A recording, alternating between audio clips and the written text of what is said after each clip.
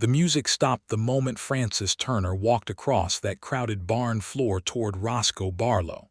Not because anyone told it to. Not because the fiddle player saw what was happening and dropped his bow in surprise, though he nearly did. The music stopped because Frances herself had raised one hand, just one, in a small, deliberate gesture, and the fiddle player, old Clement Marsh, who had known Frances since she was knee-high to a fence post, understood instinctively that something enormous was about to happen, something that did not need background noise, something that deserved absolute silence. Every single pair of eyes in the Millhaven Harvest Social turned toward her. The women in their calico and gingham dresses, the men in their polished boots and string ties, every single one of whom had already approached Francis Turner that evening and been turned down with a polite but unambiguous smile. 23 men. Francis had counted.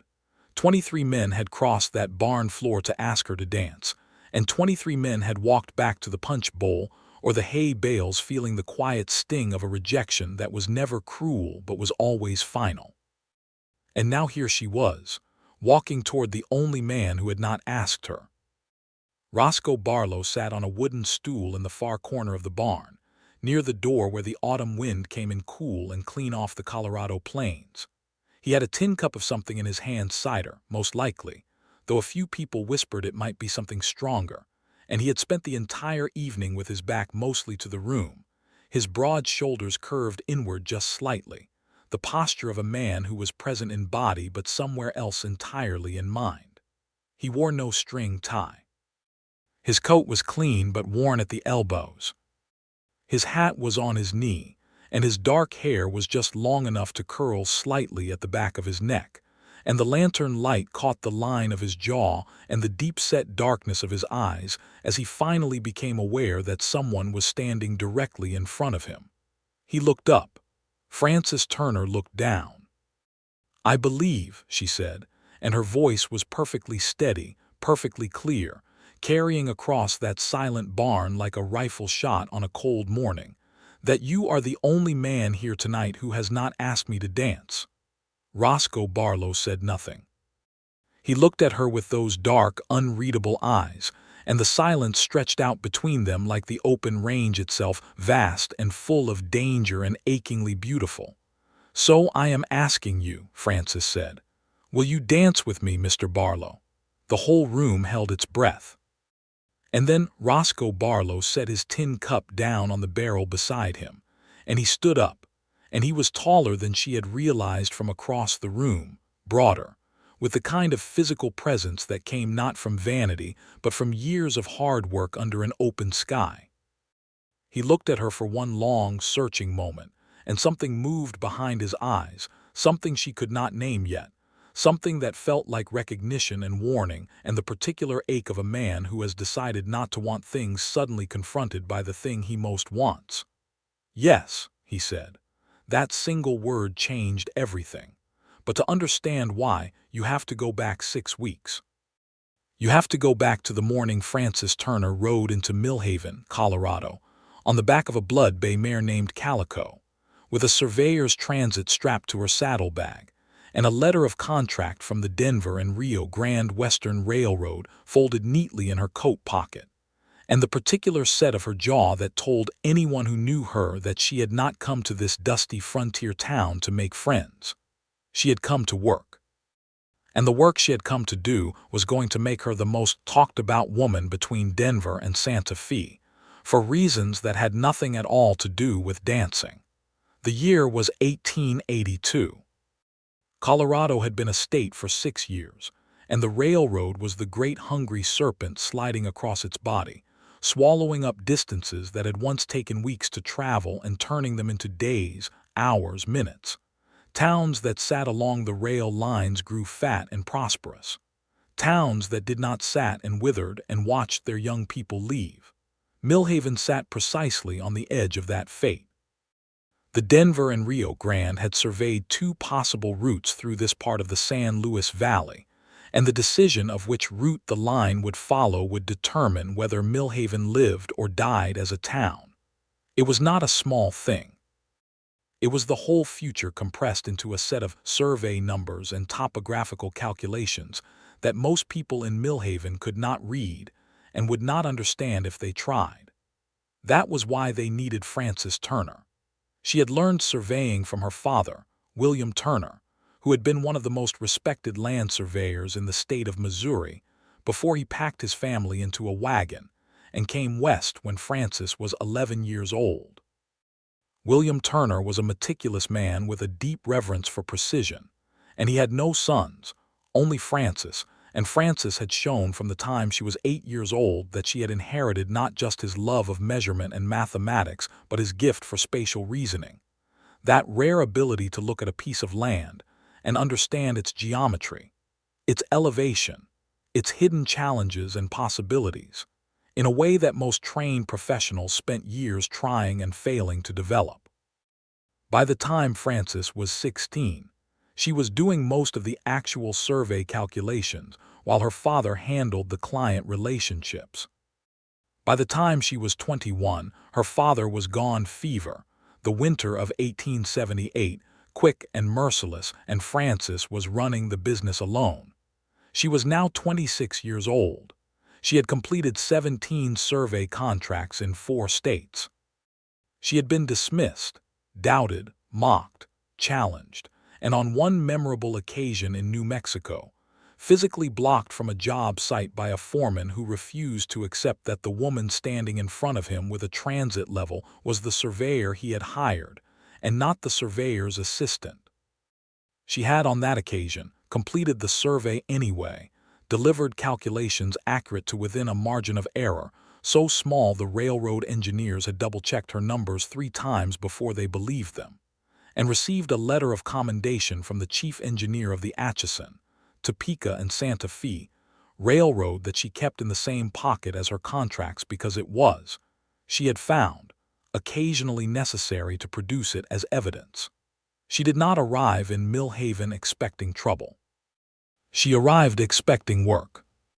But Millhaven had its own complications, its own dark undercurrents running just below the surface of its apparently ordinary frontier life, and the man who embodied those complications most completely was named Harlan Creed. Harlan Creed owned the largest piece of land along the Eastern Survey route, the route that would, if chosen, pass directly through 400 acres of grazing land he had built up over a decade of hard dealing and harder methods. He was a big man, red-faced, with the thick neck and barrel chest of a man who had once done physical labor and now only directed it. And he had the eyes of someone who had learned very early that the world was divided into those who took and those who got taken from, and had made his choice about which category to occupy. He had already spoken to 2 different surveyors before Frances arrived, and both of them had submitted reports that, while not precisely false, had been tilted in certain small but significant ways toward the western route, the route that would bypass Creed's land entirely. Frances did not know this when she arrived, but she began to suspect it within 48 hours, because the numbers from the previous survey reports did not match what she was seeing in the field, and Frances Turner trusted numbers the way other people trusted God, with absolute and unshakable conviction that they would not lie to her if she asked them the right questions. She set up her transit on the hillside east of town on her 3rd morning in Millhaven and began taking her initial readings, and that was the morning she first saw Roscoe Barlow. He was working a section of fence line on the property adjacent to the survey corridor, replacing posts that the summer had heaved out of the ground. He worked alone and he worked steadily, with the economical precision of someone who had done this particular task so many times that it had become a kind of moving meditation. He did not look up for a long time. When he did, it was because her transit caught the morning light and threw a brief flash of reflected sun across his face, and he squinted and turned, and they looked at each other across about 200 yards of open meadow. He was, she registered without particularly wanting to, a striking man, dark eyes set deep under a straight brow, a jaw that could have been cut from the same sandstone as the bluffs behind him. broad across the shoulders, lean through the middle, with the kind of physical ease in his own body that came from a life spent doing actual work in actual weather.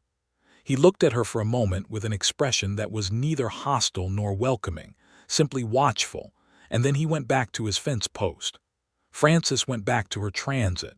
This happened again on her fourth morning and her fifth. By the sixth morning, there was an unspoken acknowledgment between them. A nod from him when she arrived, a nod from her in return, and then both of them returning to their respective work without ceremony or conversation. It was, Frances reflected, a more comfortable beginning than most of her interactions in Millhaven, where she had already fielded 3 offers of help she had not asked for, 2 suggestions that she verify her calculations with one of the male engineers in town, and 1 outright statement from a man at the dry goods store that a woman working alone on the hillside east of town was asking for trouble, and he hoped she understood that. She had smiled at that man in the dry goods store in exactly the same way she smiled at all of them, and said, "Thank you for your concern," and bought her supplies and left, and thought nothing more about it. What she was thinking about, increasingly and with some urgency, was the problem in the survey numbers. The eastern route, the one that would pass through Harlan Creed's land, was not, as the previous survey reports had suggested, significantly more difficult or expensive to construct than the western route. In fact, when Frances ran her preliminary calculations on the actual topography she was mapping, the eastern route was demonstrably better less-grade variance, better drainage, more reliable geological foundation for the track bed. The western route had a section through a narrow canyon that the previous surveyors had marked as passable, but that Frances, looking at her readings, and then looking at the canyon itself with the eye of someone who had learned to read land the way other people read text, believed would require substantially more expensive engineering than anyone had accounted for. This was not a comfortable thing to know. Harlan Creed had made it quite clear, through several conversations that were designed to appear friendly and casual, but were in fact neither, that he had a strong preference for the western route. He had also, on one occasion, mentioned in a tone that was carefully constructed to imply generosity rather than threat, that surveyors who served Millhaven well tended to find subsequent contracts in the area readily available, while those who created unnecessary complications for the community sometimes found themselves unwelcome on future projects. Frances had smiled at Harlan Creed exactly as she smiled at the man in the dry goods store. She had said, "I appreciate your confidence in my work," and moved on. But she thought about his words for a long time afterward, and she was thinking about them on the afternoon of the 8th day when she was working the northern boundary of the Eastern Survey Corridor and made the particular discovery that changed everything.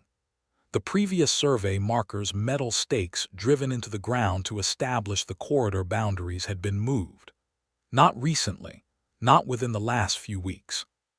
Someone had moved them months ago, before Frances arrived, and replaced them with markers that had been deliberately installed at coordinates that were subtly, carefully wrong.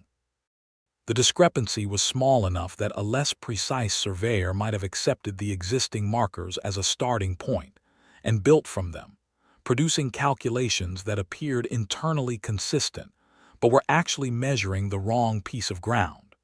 The cumulative effect would have been a survey report that made the eastern route appear significantly more challenging than it was. Frances stood in that meadow with the autumn light going gold around her, and the markers in her hands, and thought about the particular quality of betrayal that comes not from violence, but from the careful, patient corruption of something meant to be trustworthy. Someone had tampered with these markers deliberately. Someone had done it well in advance, expecting a less careful surveyor to come along and never notice, and that someone had very probably done it at Harlan Creed's direction, or with his knowledge, or both. She put the markers back as she found them. She said nothing to anyone. And she began, very quietly, to conduct her survey in a way that built a complete record of both what was true and what someone had tried to make appear true, and documented the difference with the kind of methodical precision that left no room for dispute. It was while she was doing this on the 10th morning that she dropped her field notebook. She was on a steep section of hillside, her transit set up at a point that required her to stand on a natural rock shelf that was narrower than she would have preferred, and a gust of wind came off the mountains and took the notebook right out of her hands.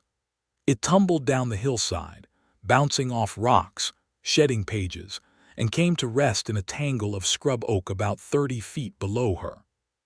She swore under her breath in a way that would have shocked the women of Millhaven considerably, and began to carefully pick her way down the hillside to retrieve it. She did not need help. She was perfectly capable of retrieving her own notebook from a hillside she had been working on for 10 days, and knew as well as she knew the lines of her own hands. But Roscoe Barlow had apparently seen the notebook go and had apparently made a decision without consulting her, because by the time she reached the bottom of the steep section, he was already at the scrub oak, gathering the loose pages with the same careful, deliberate attention he brought to fence posts and everything else she had observed him doing. He looked up when she arrived. He held out the notebook and the pages, and she took them, and for a moment they were standing very close together in the shadow of the hillside, and she could see that up close his eyes were not simply dark but were a deep, complex brown, the color of creek water over dark stone. "Thank you," she said. "You had it handled," he said. "I just got there first." It was an odd thing to say. It was also, she realized, exactly right. He had not said, "I helped you" or "I rescued your notebook," both of which would have implied that she had needed rescuing. He had simply acknowledged the geometry of the situation with a plain accuracy that she found unexpectedly refreshing. "I did have it handled," she agreed, "but I appreciate the company on the way down." He almost smiled. She saw it, the faint movement at the corner of his mouth, quickly contained. He nodded once and turned to go back to whatever he had been doing before her notebook interrupted him. "Roscoe Barlow," she said to his retreating back, not a question. She had asked around about him in Millhaven discreetly, because his property abutted the survey corridor on 2 sides, and it was relevant to her work to know who her neighbors were. He stopped, but did not immediately turn. "Francis Turner," he said, to the middle distance in front of him. "Your property markers on the north boundary," she said. "They are correct. The ones along the survey corridor are not." She paused. "I thought you should know that." He turned then. He looked at her with an expression that had shifted from watchful to something more focused, more intent. "What do you mean, not correct?" "I mean someone moved them," she said. "Not yours, the survey corridor markers. Someone moved them to make the measurements come out differently." The silence between them had a different quality now. Something had been offered and received, and they both understood the weight of what she had just told a near stranger on a hillside in the middle of the Colorado fall. She had told him because his property butted up against the corridor and he would have a stake in the outcome of the survey, and because, in 10 days of watching each other across a meadow, she had developed a sense of him as someone who operated according to a personal code of honesty that she respected, and because she was, in truth, a little bit lonely in Millhaven, and needed to tell someone who was not Harlan Creed or one of Harlan Creed's people what she had found. "Creed," Roscoe said. It was not a question. "I cannot prove it yet," she said, "but yes." He looked at her for a long moment. "Do you know what you are walking into?" "I know what I found," she said. "The rest of it is not really my problem to solve." "It will be your problem," he said, "the minute you submit a report that contradicts what Creed wants. He is not a man who accepts contradiction gracefully." "Most men do not," she said pleasantly, and watched something that was definitely a real, brief smile cross his face before he brought it back under control. "No," he said, "I suppose that is true." They stood in the afternoon light for another moment, and then she said, "I should get back to work," and he said, "So should I." and they went their separate ways, and Frances Turner rode back to her rented room at the Millhaven boarding house that evening with the strange, warm, slightly alarming sensation of having made an ally. The next 2 weeks were a complex dance of information and concealment. Frances continued her survey with meticulous thoroughness, documenting everything twice: the measurements that reflected the tampered markers and the measurements that reflected the actual terrain, building a picture so complete and so precise that it would stand up against any challenge Harlan Creed or his people might mount. She was careful, and she was quiet about it, because she understood the particular vulnerability of her position. She was a woman working alone in a territory where the man she was quietly building a case against had significant influence and a demonstrated willingness to use it. She and Roscoe fell into a habit. Not a planned one, not one that either of them formally proposed. It simply developed, the way habits do on the frontier, out of proximity and practicality and the gradual accumulation of comfortable mornings. He would be working his fence line when she arrived, and they would exchange that nod, and then somewhere around mid-morning he would come to the edge of his property and they would talk. It started as practical conversation, survey terminology, property boundaries, the geology of the hillside, and expanded slowly, cautiously, the way water finds its way through rock, not rushing but persistent, following every available passage. She learned that he had come to Colorado from Tennessee 6 years ago, at 25, with enough money to buy a modest property and a fierce need to be somewhere that did not hold any of his history. He did not say this directly. He said it in pieces over many mornings, and she assembled the pieces the same way she assembled survey data, patiently, accurately, without imposing interpretation before the evidence warranted it. She understood that there was something in his past that functioned as a closed door, something he had turned away from and not looked back at, and she did not push at it because she had her own closed doors and she respected the necessity of them. He learned, in the same gradual way, about her father's death, about the 17 contracts, about the letter from the Atchison, Topeka, and Santa Fe that she carried in her pocket. He did not offer sympathy for the difficult parts of her history in the way that most people did, with a tone that implied she must have struggled, must have suffered, must have needed help that she probably did not get. He offered what felt more like recognition. The acknowledgement of someone who had also learned that the world does not rearrange itself around your grief, and that moving forward is not the same as moving on. On a Tuesday morning in the 3rd week of October, 3 things happened in close sequence that together constituted a crisis. The first was that Harlan Creed came to find Frances at her boarding house before breakfast and told her, in the same tone of careful friendliness that functioned as his particular brand of threat, that he had heard she was planning to submit a survey report that differed from the reports of her 2 predecessors, and that he wanted to caution her that a young woman working alone in a new territory would do well to consider the importance of community relationships and the specific ways in which a fractured community relationship could complicate a professional life. The second was that when Frances arrived at the hillside that morning to find that someone had been at her equipment overnight, her transit had been moved from where she had secured it, not damaged, not stolen, just moved, just enough to require her to reestablish her reference points, a time-consuming process that communicated clearly, "We can interfere with your work whenever we choose."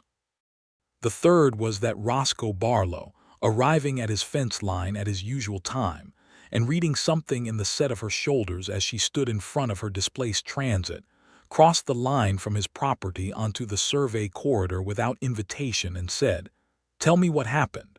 She told him. All of it: Creed's visit that morning, the moved equipment, the tampered markers she had found weeks ago. She told him in the same tone she would have used to read survey numbers aloud, precise, controlled, without drama, and when she finished he stood with his hands at his sides and looked at the moved transit for a long time. "I have land records," he said finally. Original plat maps from the county land office, before Creed's people got to anything.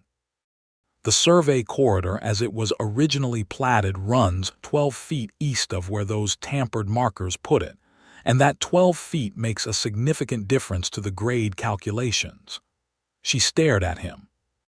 You have the original plat maps. I bought this property directly from a man who had held it since the original survey. The paperwork is all there, dated and stamped. I never had reason to look at it closely before. He met her eyes. I am looking at it closely now. This was the moment. This was the thing she had needed without knowing she needed it. Not a rescue, not a man stepping in to manage her problem, but a specific piece of evidence from a source that was entirely independent of her and therefore could not be dismissed as her fabrication, which was exactly the attack she expected Creed to mount against her report.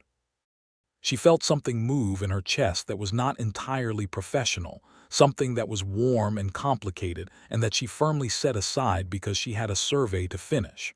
"May I see them?" she asked. "Come to the house this evening," he said. "I will have them ready." The house was a two-room structure he had built himself. She could tell from the careful joinery and the way it sat so well with the land around it.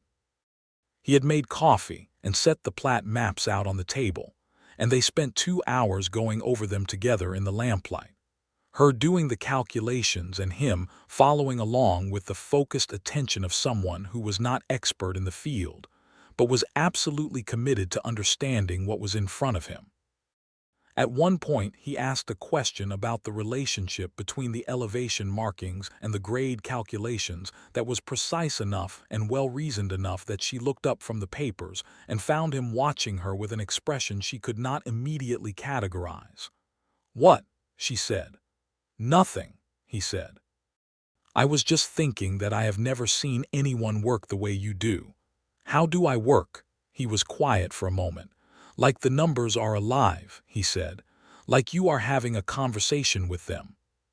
She looked at him across the lamplight and the old maps, and thought that this was, in fact, exactly how it felt, and that no one had ever described it that way before, and that this man who sat in corners at socials and fixed fence posts with the patience of someone who had nothing to prove was perhaps considerably more perceptive than his habitual silence suggested. "They are alive," she said, "in a manner of speaking." They finished with the maps and she copied out the key reference points in her field notebook, and when she stood up to leave, he walked her to where Calico was tied, and the night was cool and full of stars in the particular extravagant way that Colorado nights are full of stars, and she was very aware of him beside her in the dark in a way that had nothing to do with survey corridors or tampered markers or Harlan Creed. "Be careful tomorrow," he said when she had mounted. "I am always careful," she said. "I know," he said. "Be careful anyway." She rode back to town with the warm, alarming thing in her chest considerably larger than it had been that morning, and she sat up late writing a letter to the chief engineer of the Denver and Rio Grande Western detailing her preliminary findings and the evidence of marker tampering, and she mailed it first thing in the morning before anyone was awake to see her do it. The letter was her insurance. If Creed moved against her or her work directly, there was now a record in Denver of what she had found and why. It would not protect her physically. It would not make Harlan Creed stop looking at her with those careful, calculating eyes. But it meant that her findings existed somewhere outside of her own hands, and that felt important. The week before the Harvest Social, Millhaven was quietly humming with the specific tension that builds when everyone can feel a confrontation coming but no one has yet spoken it aloud. Frances completed her survey. She had her numbers. She had Roscoe's plat maps, documented and referenced. She had her own meticulous record of the tampered markers, with measurements precise enough to make the tampering undeniable.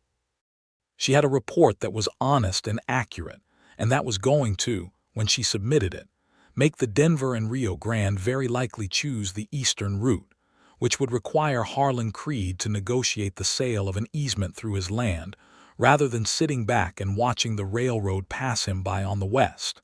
She was not afraid of what she had built. She was proud of it with the deep, quiet pride of work done well in difficult circumstances. But she was also realistic about what came next, which was the part that happened after she submitted the report, and before the railroad made its decision, and Creed understood fully that his attempt to manipulate the survey had failed.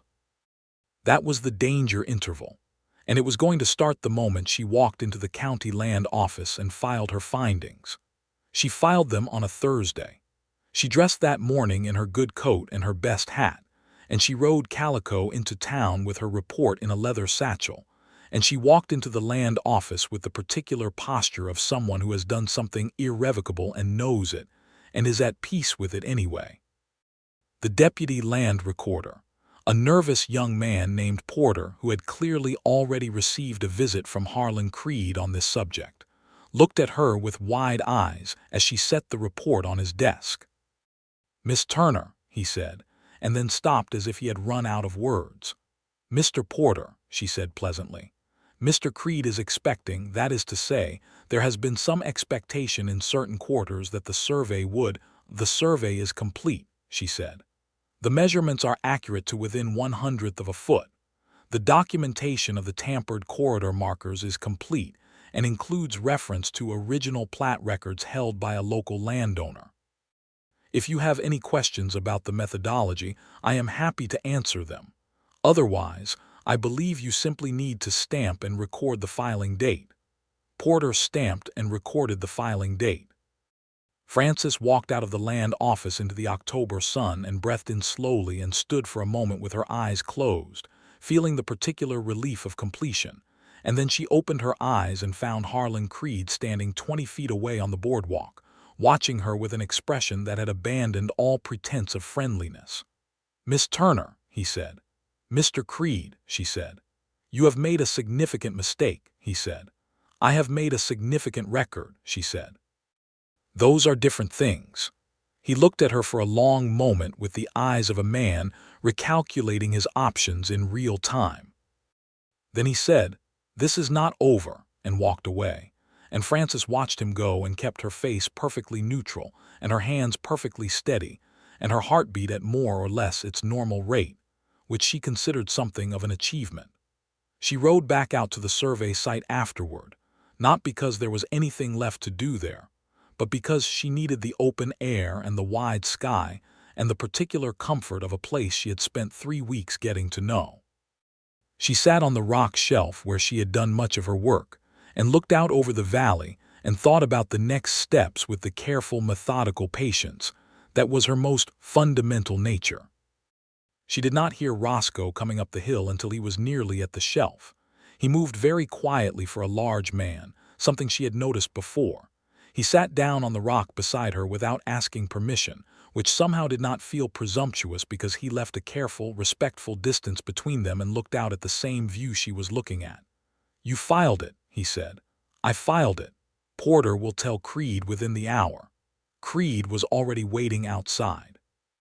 He looked at her sharply. "What did he say?" "That I had made a significant mistake. I told him I had made a significant record." She paused. "He said it was not over." Roscoe was quiet for a moment. "Then it is not over, not until the railroad makes its decision and Creed accepts that the decision is final.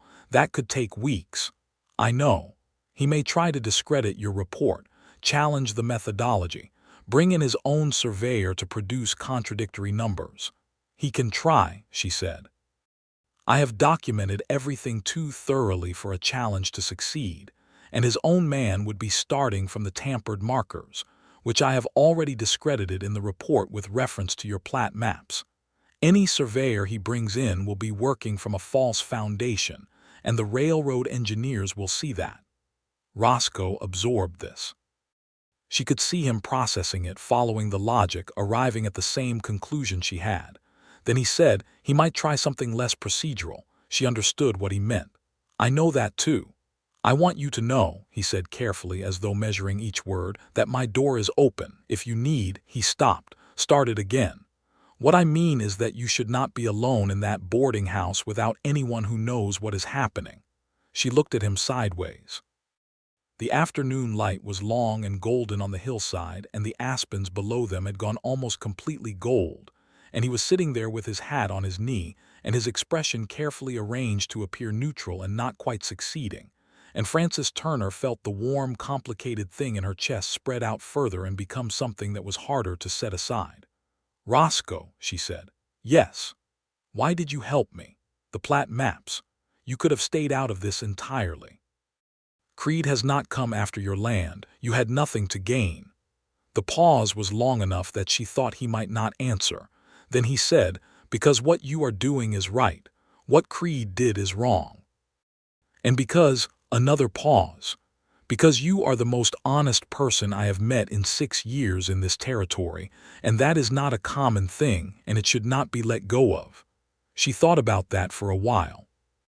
Below them, a hawk was working the thermals above the valley floor in long, tilting circles, and the late afternoon was very quiet and very golden, and Frances Turner, who was not in the habit of letting herself want things she was not certain she could have, thought very carefully about what she was doing before she did it.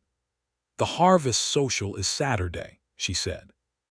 "I know," he said, with a slight change in his tone that suggested he knew where this was going and was not sure how to feel about it.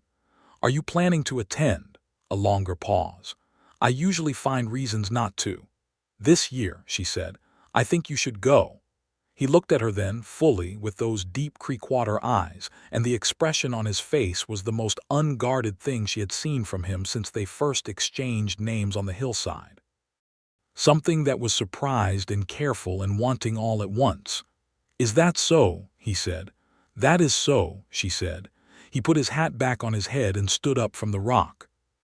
"I will think about it," he said, which was not a yes but was not a no either, and was somehow the most honest answer he could have given. He went back down the hill, and she sat with the hawk in the golden valley and thought, for the first time in a very long time, about something other than work. Saturday arrived with the particular bright crispness of a high Colorado autumn day, the sky a deep impossible blue, and the air carrying the clean cold edge that said winter was not far behind the beauty. The Millhaven Harvest Social was held every year in the Gibbons barn, which was large enough for most of the town, and had been decorated by the women's committee with dried corn and orange ribbons and lanterns hung from the rafters that gave the whole space the warm amber glow of a contained fire. Old Clement Marsh and his three-piece ensemble fiddle, guitar, and a portable pump organ that had made the journey from Missouri by freight wagon set up in the far corner and began playing at 6 o'clock. Frances arrived at 6:30 in her good dress, which was deep green wool with cream lace at the collar and cuffs, and had been made by her own hands the winter before in Santa Fe during a slow contract period. She had put her dark hair up with care, and she wore the small pearl earrings that had been her mother's, and she was aware as she walked through the barn door that several dozen pairs of eyes came to rest on her immediately and stayed. She was also aware, in the systematic cataloging way that was simply how her mind worked, that Harlan Creed was not present. This was either a good sign or a sign that he was occupied elsewhere with something she should probably be concerned about, and she was not yet sure which. What she was sure of from the moment she saw him was that Roscoe Barlow was there. He had, in the end, come. He was in the corner near the door, the same man she had watched from across a meadow for 3 weeks, wearing a coat that was clean and fitted, and a hat that he held on his knee with the characteristic gesture she had come to know, and he was sitting very still in the way he had of existing in a space without making a claim on it. He did not ask her to dance. As the evening progressed, and the music played, and the barn filled with the warmth of many bodies and the sounds of laughter and boots on the wooden floor, Frances accepted punch from the committee table, spoke with Mrs. Gibbons about the decorations, exchanged nods with several people whose property she had come to know over the course of the survey. And she watched the men come to her, one by one, with their polite requests and their slightly anxious smiles, and she turned each one down with the same pleasant firmness, and she watched Roscoe Barlow in the corner, and he did not move, and he did not look directly at her, and he did not come across the room. She understood, eventually, why. He was a man who had learned not to want things. A man who had a closed door in his past that he had walked away from and not looked back at, and who had arrived at a kind of peace with a smaller, quieter life precisely by not reaching for things that might require him to feel too much. He was afraid not of her, not in any simple sense, but of the specific vulnerability of wanting something real. And Frances Turner, who was not in the habit of waiting for things to come to her when she could go get them herself, who had built an entire career on the principle that the correct course of action was always the direct one, thought, enough. She raised her hand at old Clement Marsh. The music stopped. She walked across the barn floor in the sudden silence, and she asked him to dance. He said yes. And then she was in his arms, which were exactly as solid and sure as she had known they would be. And Clement Marsh started up a waltz that he had clearly been saving for exactly this kind of moment. Something in three-quarter time that was slow enough for conversation and warm enough for the amber lantern light and the smell of dried corn, and the particular density of feeling that had been building for 3 weeks on a hillside in the Colorado autumn. She looked up at him. He looked down at her.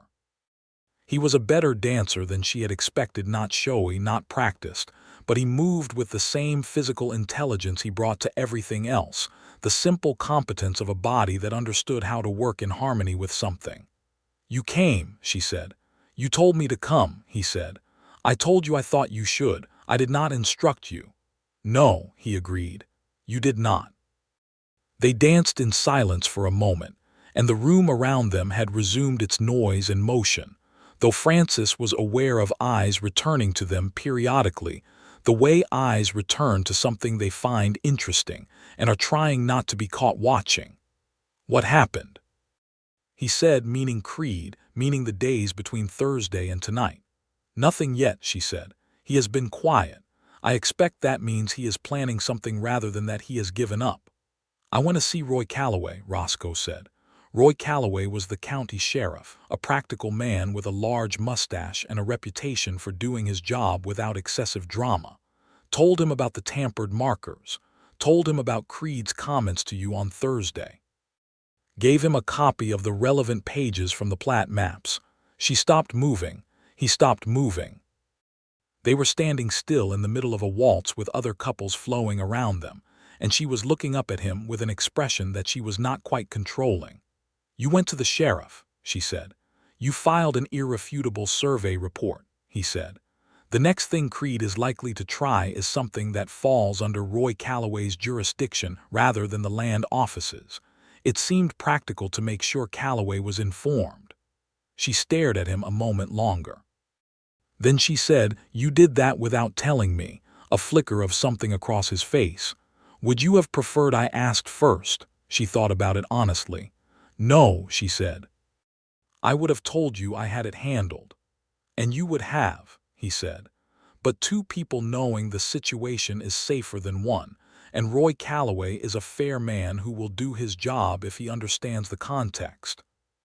They began moving again, back into the rhythm of the waltz, and Frances thought about Roscoe Barlow going to the sheriff on her behalf without fanfare or announcement, simply because it was the practical and right thing to do, and thought about how few people in her life had done things for her without either expecting gratitude or framing the doing of it as evidence of her need. "Thank you," she said. "You had it handled," he said again with that same quality of careful, honest acknowledgement. "I just got there first," she laughed. It was a real laugh, the kind that comes from genuine surprise, and she felt him react to it, a slight change in the way he was holding her, a fractional decrease in the careful distance he had maintained, as though the laugh had opened something and the distance had become less necessary. "Roscoe," she said. "Frances," he said, "tell me about Tennessee." The change in him was immediate and significant. Not a flinching, not quite, but a deepening of his stillness, the way still water deepens over a sudden drop. She watched him decide. She watched him not decide and then decide anyway. "I had land there," he said. "Family land, 300 acres my grandfather built and my father built further, and that I was supposed to—" He stopped. I was supposed to carry forward, that was the expectation. The land and the name and the particular weight of being the last Barlow on that property. He paused again. I had a wife. We married young, 17 for her, 18 for me. He said this with the particular deliberateness of someone providing context they consider important. She died in the second year. Fever, the same as took your father but faster, 12 days. The waltz continued around them, and Francis listened with the whole quiet attention of someone who understands that some things need to be said into a particular quality of listening to come out whole. After that, he said, the land stopped being something I wanted to carry. It became something I was carrying the way you carry a weight you have been told is necessary, but that is only breaking you down, day by day. My people, my family, such as they were left, they wanted me to stay and manage the grief into the property, turn it into work and continuation. And I could not do it. He met her eyes. So I left. I came west. I built something that was mine in a place that had no history attached to it, and I decided to be content with that. Are you, she said, content? The longest pause yet. I was, he said carefully, until about 3 weeks ago. They stopped dancing. The waltz was ending anyway, and the other couples were parting and applauding for Clement Marsh, and Francis and Roscoe stood slightly apart in the middle of the barn floor in the warm amber light, and looked at each other with the specific honesty of two people who have crossed some unmarked boundary and know they cannot uncross it. I need to tell you something, Francis said. All right. I'm going to submit my final report to the Denver and Rio Grande next week, and when they make their decision, which I believe will be the eastern route, and when Creed understands fully that he has lost, there will be a period of difficulty. He will be angry and he will look for someone to direct that anger at, and the most available target is me. She held his gaze steadily. I have handled difficult men before. I have handled threats before. I am not telling you this because I am afraid or because I need someone to manage it for me. I am telling you because you have become someone whose knowledge of my situation seems to matter to me, and I thought you should have the complete picture. He was watching her with that deep, focused attention that she had come to understand was one of his primary ways of expressing things he did not quite put into words. I understand, he said. And there is one other thing, she said. Yes. When this is over, when the report is submitted and the decision is made and Creed has understood that it is final, I will be leaving Millhaven. My contract is for the survey, and when the survey is done, I go where the next contract takes me. Something moved behind his eyes. Not surprise because he had known this, but the articulation of it had a different weight than the knowing. I understand that too, he said quietly. I wanted you to know, she said, that this matters to me. Whatever this is, it matters, and I am not, she stopped and then said it plainly, because she was Frances Turner and plain honesty was simply who she was. I am not sure what to do about that. He looked at her for a long moment, and the barn noise moved around them, and then he said, Neither am I, but I am glad you are not sure instead of certain. It amounts to nothing. It does not amount to nothing, she said. I am very sure of that. The waltz had been replaced by something livelier, a reel that filled the floor with stamping feet and laughter, and they stepped to the edge of the room together, not touching but standing close, and they stayed like that for the rest of the evening, talking sometimes and silent other times, and Frances thought that this was perhaps the most comfortable she had been in a social setting in longer than she could clearly remember. The difficulty came, as predicted, in the days that followed. Harlan Creed moved on two fronts simultaneously, with the strategic instinct of a man who had spent years finding the most effective levers to apply to any given situation. The first front was professional. He sent a letter to the Denver and Rio Grande Western challenging Frances's survey methodology, claiming the instruments she had used were improperly calibrated and that her calculations contained fundamental errors. He attached an affidavit from a man he identified as a certified surveyor, a man Frances had never heard of, which in itself was suggestive, since the survey community in the region was not so large that a certified professional would be entirely unknown, that claimed to corroborate his concerns. The second front was personal. He began spreading a careful, quiet story through Millhaven to the effect that Frances had been involved in a previous survey scandal in New Mexico, that the letter of commendation she carried was falsified, that her credentials were fabricated, that she had obtained her contracts through misleading representations about her qualifications. Frances heard about the second front from Mrs. Gibbons at the dry goods store on Monday morning, delivered with the particular apologetic directness of a woman who thought Frances deserved to know what was being said about her, and had the character to say it to her face rather than behind her back. Frances thanked Mrs. Gibbons, bought her provisions, and rode to Roscoe's property where he was, as he usually was in the mornings, working. She told him what Creed was doing, both fronts. He listened without interruption. When she finished, he said, "The professional challenge is easy enough to answer. You have your documentation. You have my plat maps. You have the original tampered markers with measurements that prove the tampering. Any engineer the railroad sends to verify your work will arrive at the same numbers you did." "Yes," she said. "The personal attack is more concerning," he said carefully. "Not because it has any basis, but because it does not need a basis to cause damage. Stories travel faster than corrections." "I know," she said. "I have the letter from the Santa Fe Road, and I have the records of my previous contracts, but producing them means engaging with the story as though it requires a response, which gives it a legitimacy it does not deserve." He thought about this. "What if the response came from someone other than you?" She looked at him. "I have been in Millhaven for 6 years," he said. "I know Roy Calloway, and I know the county commissioner, and I know most of the men on the town council, not because I am a social creature, but because I have been a steady, reliable neighbor for a long time, and that has its own currency. If I make clear to those specific people, in private conversation, that I have worked alongside you for 3 weeks, that I have examined your methods and your documentation personally, and that the story Creed is spreading is not only false, but appears to be a deliberate continuation of the same attempt to manipulate the survey outcome that included tampering with those markers." He paused. "That is a different kind of response than you defending yourself." She was quiet for a moment. "You would do that. I would do it because it is true and because it is right," he said.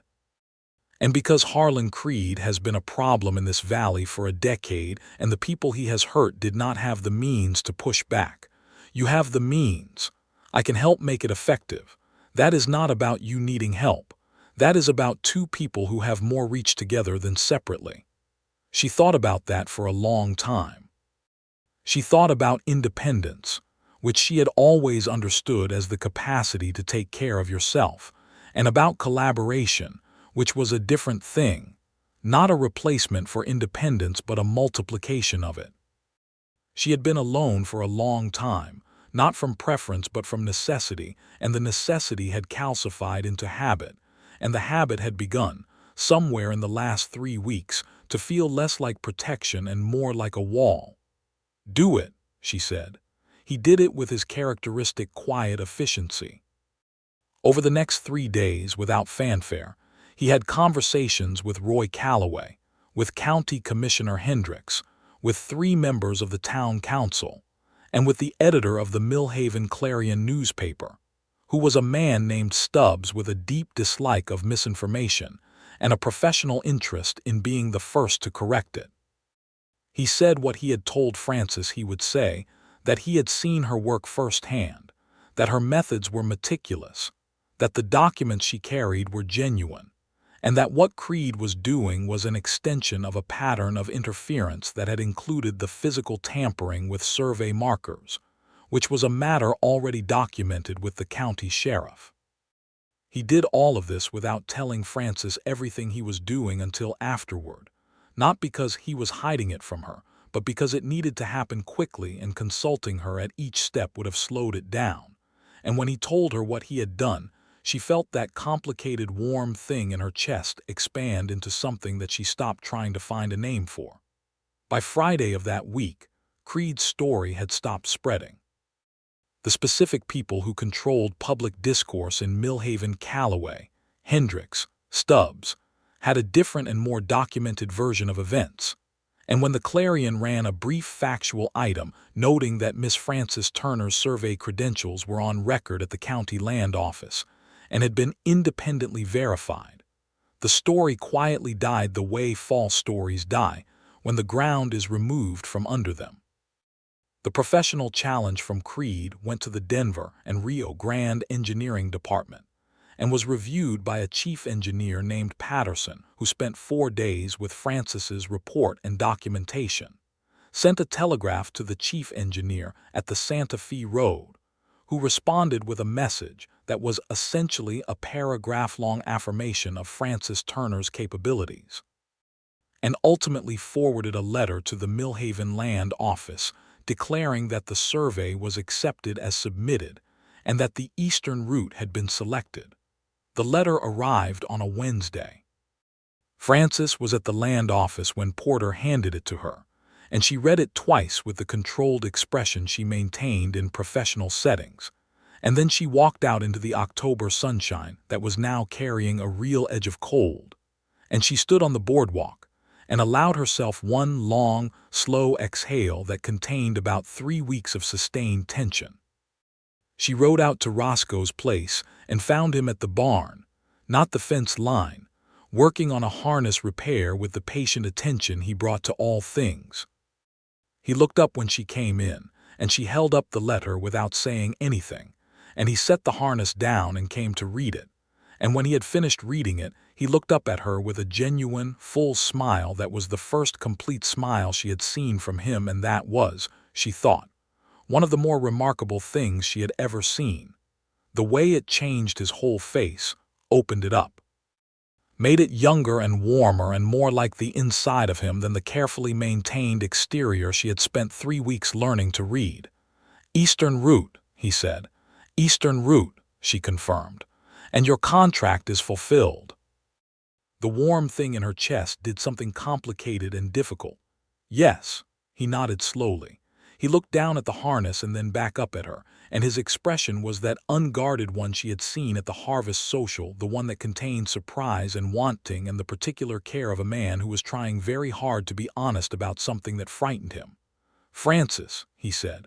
"Roscoe, I have been thinking," he said, "about what you said at the social. About not knowing what to do about this. Yes, I have been thinking about it since then, and I keep arriving at the same place." He paused. "I came west to build something small and manageable and contained. I built it. It is a good property. It will support a family." He stopped at that word and let it sit there for a moment, and the barn was very quiet around them, just the horses moving in their stalls and the wind at the loft door. "What I did not plan for was arriving at 31 years old with a good property and no particular reason to build it further for anyone but myself, and then meeting a woman who works numbers like they are alive and carries a letter from a railroad in her coat pocket and asks men to dance instead of waiting to be asked, and finding that the small and manageable life I built suddenly feels like it has a door in it that I never built and that was not there before." She was very still. She was looking at him with the same absolute attention she gave to survey data when the readings were telling her something important. "I am not asking you to give up your work," he said. "I would not ask that. Your work is who you are, the same way this land is who I am. But Colorado has railroads in more than one place. The Denver and Rio Grande has more than one section to survey." And he stopped once more, breathed, said it. "I do not want you to leave without knowing that I would like very much for you to come back."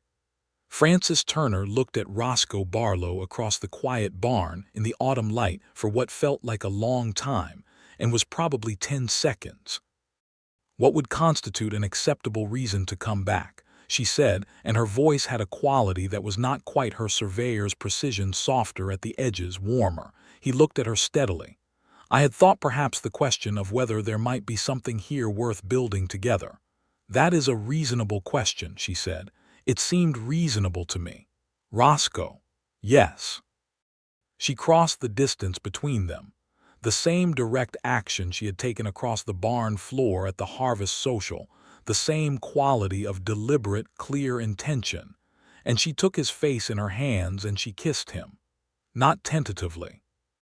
Not in the exploratory way of someone who is not sure what they are doing. She kissed him with the same plain, honest certainty she brought to everything she decided mattered, and after one brief moment of what seemed like profound surprise, he kissed her back with a warmth and a steadiness that was entirely him, unhurried, certain, present. When they separated, he was looking at her with an expression that had nothing guarded about it at all. "That," she said, "is a reason to come back." She left Millhaven on a Friday morning in early November. The cold settled in now for real, the mountains capped with the season's first serious snow.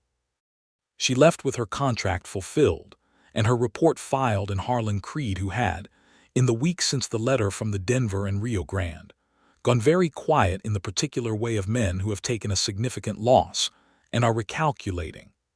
She left with all of that behind her and a new contract in her pocket. A section survey for the Denver and Rio Grande's extension toward a Lamosa, which was in the same valley and would bring her back to within 30 miles of Millhaven by February. She and Roscoe stood by Calico in the early morning dark, their breath making small white clouds in the cold air, and he put something in her hand, a compass, old brass, with a small engraving on the back that she could feel with her thumb but could not read in the dark. "It was my grandfather's," he said. "He surveyed the original Barlow property in Tennessee with it." She held it in both hands. "Roscoe, I cannot take your grandfather's compass." "You can return it when you come back," he said. "Consider it an anchor." She looked up at him. "An anchor. Something that belongs here," he said, "so you have a reason." She put the compass in her coat pocket, next to the letter from the Santa Fe road. She put her foot in the stirrup and mounted Calico and looked down at him from the saddle with the gray morning coming up in the east behind him. "February," she said. "I will have coffee ready," he said. She turned Calico south and rode out of Millhaven with the compass warm in her pocket and the mountains around her going slowly golden as the sun came up, and she thought about what it meant to have something to go back to, and found that she liked the weight of it considerably more than she had expected to. The work she rode toward was good and thorough, as her work always was. The Alamosa Extension Survey ran through 3 weeks of field work in November and early December, through weather that was considerably less forgiving than what she had worked in around Millhaven, 2 days of snowfall that postponed the optical survey, and required her to wait in a drafty field camp reading back through her calculations by lamplight and writing letters she did not always send, though the ones to Roscoe she sent every time. He wrote back. This surprised her, though it should not have. He wrote as he spoke, carefully, without surplus, with a precise attention to the specific and true. He wrote about the property preparing for winter, the horses, a morning when the frost had made the whole valley look like something made of glass. He wrote about a conversation he had with Commissioner Hendricks, in which Hendricks mentioned that the Denver and Rio Grande selection of the eastern route had resulted in Harlan Creed agreeing to a fair market easement negotiation, primarily because the evidence of marker tampering in Francis's documentation had been forwarded to the railroad's legal department, and Creed's counsel had apparently advised him very strongly against any further contest. He wrote about the way the light left the hills in the late afternoon now that the aspens were completely bare, and the particular silence of the property in early winter, and a line near the end of one letter that said, "The door I mentioned. It remains open. It is, in fact, the only door in this house I have ever left that way." She read that line 3 times in the cold lamplight of the field camp, and then folded the letter and put it with the compass in her coat pocket, and went back to her calculations with the particular focused warmth of someone who is carrying something good. She arrived back in Millhaven on a Thursday in late February, which was earlier than she had told him because the survey had gone efficiently, and the weather had cooperated, and she had found herself, for perhaps the first time in her professional life, actively impatient to be somewhere else. She rode Calico up the road to his property in the thin, bright winter sun, and found him at the fence line again, because of course she did, and he heard her coming and turned and stood still for a moment with that quality of absolute stillness he had, and then he crossed the meadow to meet her. He took Calico's bridle and she dismounted, and they were standing in the winter field with the snow-capped mountains behind them and the sun very bright on the frost that still lay in the shadows of the fence posts, and she reached into her coat pocket and held out the brass compass. "Returned," she said. He looked at it in her palm for a moment, then he looked at her. "You could keep it a while longer," he said, "in case you need another reason." "I do not need another reason," she said. "I need to know if you are serious about the door you left open." "I have never been more serious about anything," he said simply. She put the compass back in her own pocket. "Then I think I would like to stop being a visitor in Millhaven and start being a resident. If there is a particular property with a good view of the eastern hills where such an arrangement might be made." He looked at her with that open, unguarded expression she had been thinking about for 4 months. "There is a property," he said. "The view is exceptional. The house is modest, though it can be expanded." "I do not need much space," she said. "I need a good table for calculations and somewhere to keep my transit, and the rest is negotiable." "The table I can build," he said. "The space for the transit I have already cleared." She stared at him. "You cleared space for my transit?" "In February," he said, "when I got your letter saying you were coming." She looked at him for a long, quiet moment, and the winter sun was very bright on both of them, and she thought, "Here is a man who clears space for the things you love before you ask him to. Here is a man who goes to the sheriff on your behalf and does not call it rescue and does not require your gratitude. Here is a man who sat in the corner of a barn for an entire social and waited, and did not push, and gave you the room to be exactly who you are, and was still there when you crossed the floor." She kissed him again, standing in the winter field with Calico watching them with the supreme incuriosity of a horse, and this time there was no surprise in it from either of them. Only the particular warmth of two people arriving at something they have been moving toward for a long time, and finding it is exactly what they hoped.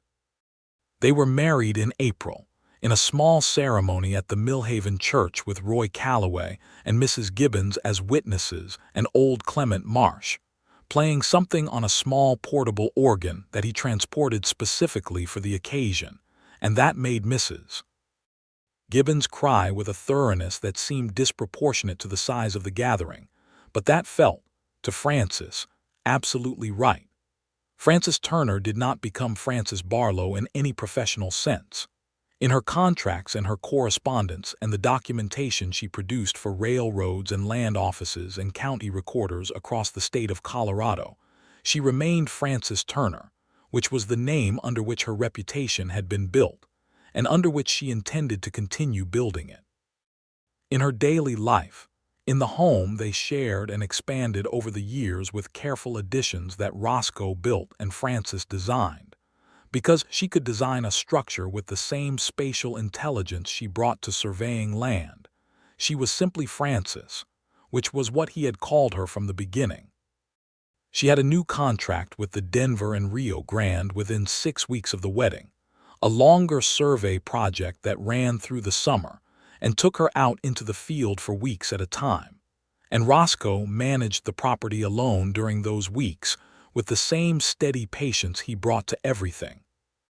He learned over that first year to read the kind of letters she sent from the field, the ones that were mostly technical, and the ones that were mostly about the landscape, and the ones that contained, buried in paragraphs about elevation and grade and geological formation, specific sentences that were just about him, about what she was thinking about when the work gave her room to think, about the particular quality she had come to associate with going home.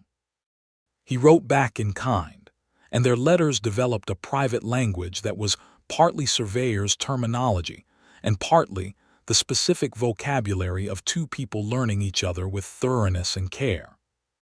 Their first child was born in March of 1884, a boy, which neither of them had specifically anticipated, though both had privately hoped for, in the way that people hope for things they will not admit hoping for until the thing is in their arms, and they understand that the hoping had been exactly right. They named him William, for Francis's father. He arrived in the world with Roscoe's dark eyes and Francis's absolute refusal to be still. And from the earliest months he seemed to approach everything with the combined intensity of both his parents, which was formidable and occasionally exhausting, and a source of constant, quiet joy.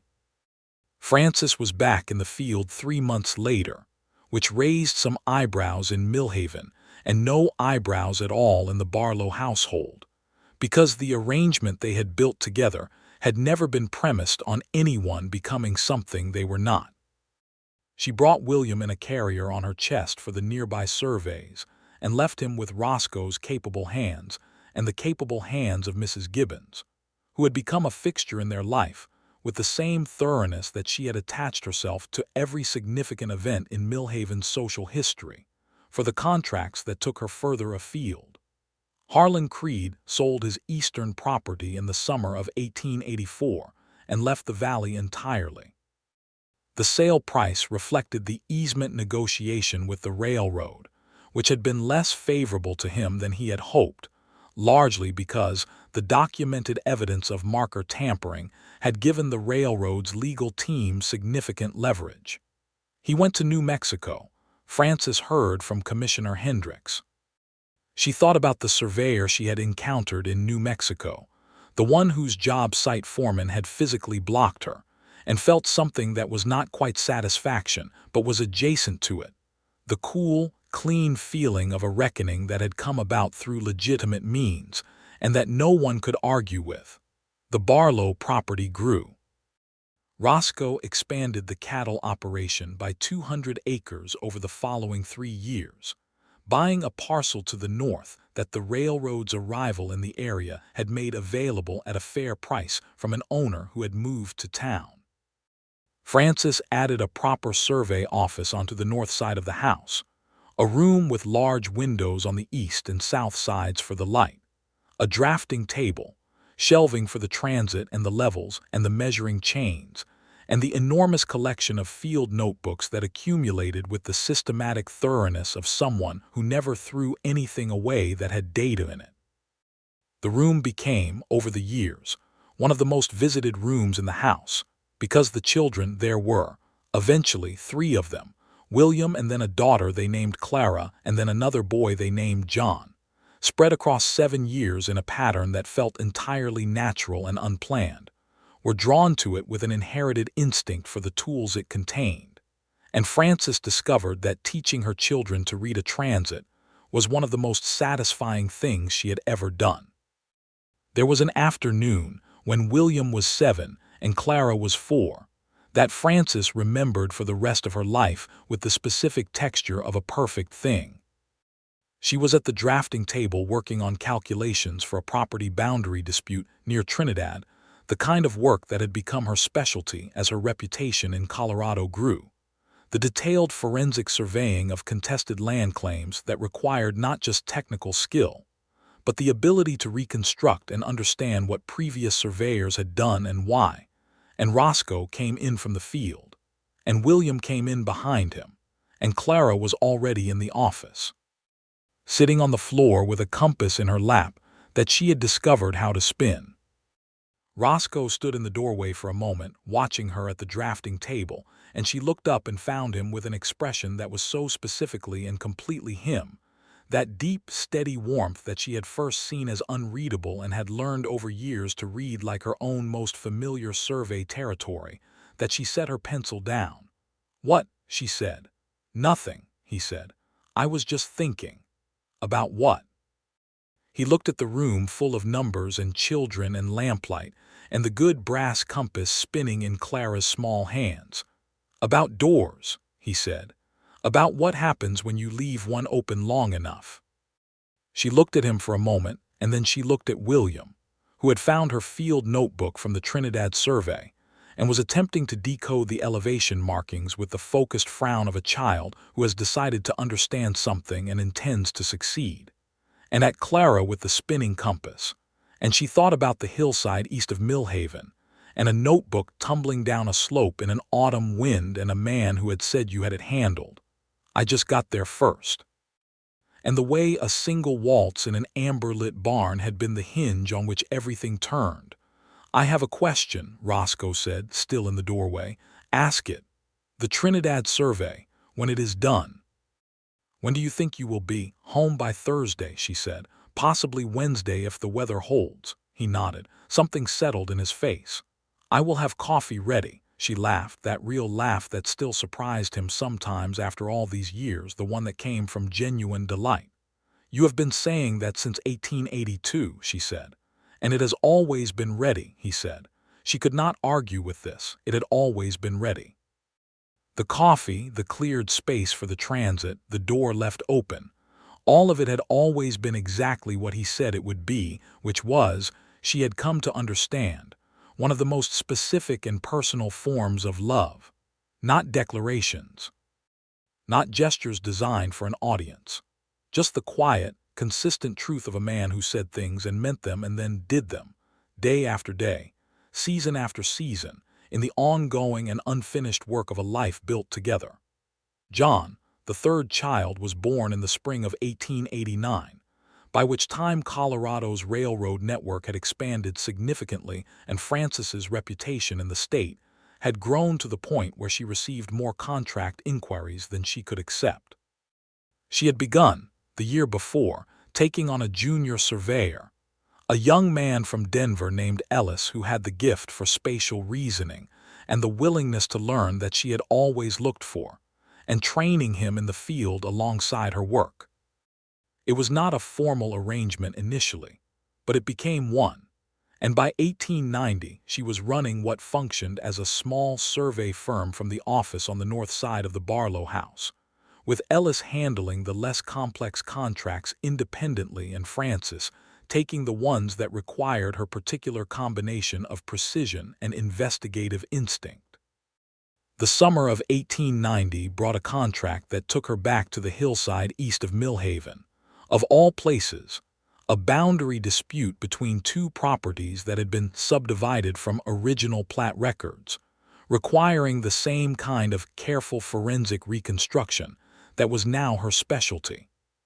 She set up her transit on the same rock shelf where she had sat with Roscoe in the autumn of 1882 and looked out at the same valley, the San Luis in summer now, shimmering with heat rather than glowing with autumn color, and thought about the morning she had first seen him across 200 yards of meadow and thought very little about him at all because she had work to do.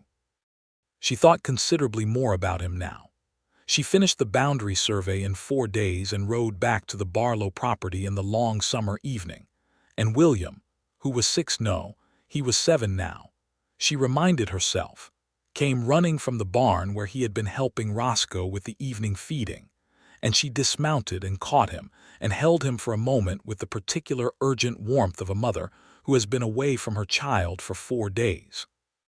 Roscoe came out of the barn behind him, leading a horse, and he stopped when he saw her and stood for a moment in that characteristic stillness, and she looked at him across the yard in the evening light. He was 39 now, and the gray at his temples was new that year, and he was, she thought, more handsome at 39 than he had been at 31, the same way that things that have weathered well become more beautiful rather than less. And she thought with a clarity that sometimes still surprised her after 8 years. Here is the person I am coming home to. Here is where I belong.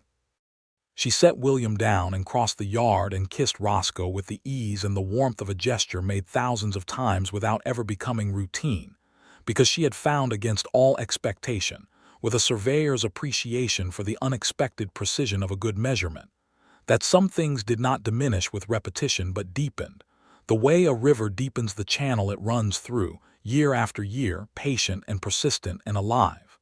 The survey, he said when they separated, complete, clean. The boundary has been established. The disputing parties have their answer, whether they like it or not.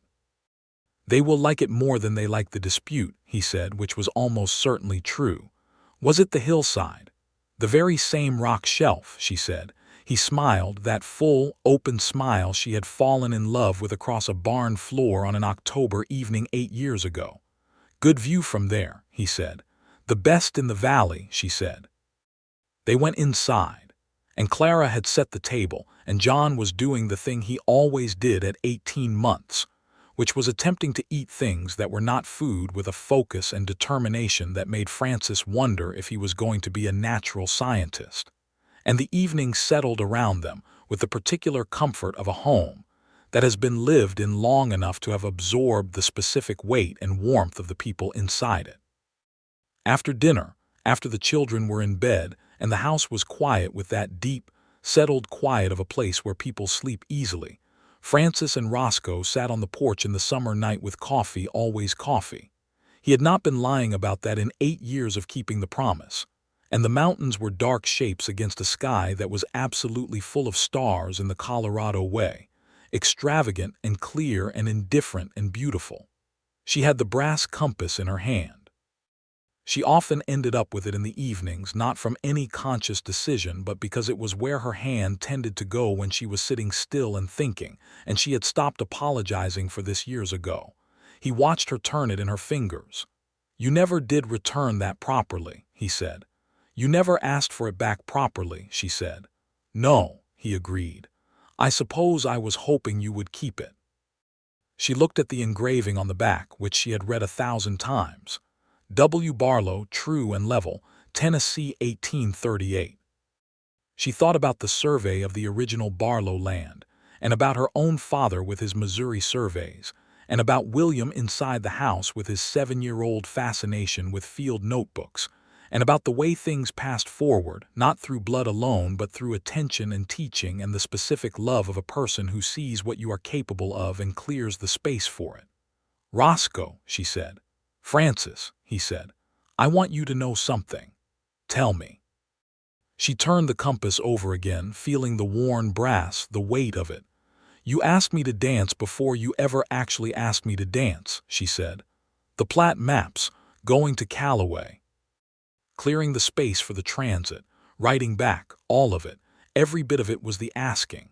He was quiet beside her in the way that meant he was listening with all of himself. "I know I was the one who walked across that barn floor," she said, "and I would do it again. I would always do it again. But I want you to know that I knew, even then, even in that moment, that you had already said yes before I asked the question." The night was very still and full of stars, and she could feel him turn toward her with that open, unguarded expression in the dark. "I said yes," he said quietly, "the morning your notebook blew down the hill and I got there first." She laughed, soft and warm, and leaned into him, and he put his arm around her with the ease of 8 years of practice and pulled her close, and they sat together in the summer dark in the home they had built with their hands and their patience and the particular courage of 2 people who had each decided, in their own way and in their own time, that the small, contained life was not enough when the alternative was this: the open, uncertain, extraordinary business of building something real with someone who sees you clearly and chooses you anyway, in full knowledge of who you are. The mountains stood. The stars turned. The coffee cooled in their cups, forgotten. And Millhaven slept around them, and the eastern hills were dark and still, and the survey corridor that Francis had mapped with such precision 8 years before now carried trains through the valley 3 times a week. And Harlan Creed was a long-ago story that the valley had absorbed and moved past, and the Barlow property was solid and good and expanding still, year by year, in every direction. The compass in Francis's hand caught the starlight for a moment. "True and level," the engraving said. She turned it once more and closed her hand around it and held it warm against her palm, and thought that yes, that was exactly right. That was exactly what this was, true and level, and everything she had ever been measuring toward.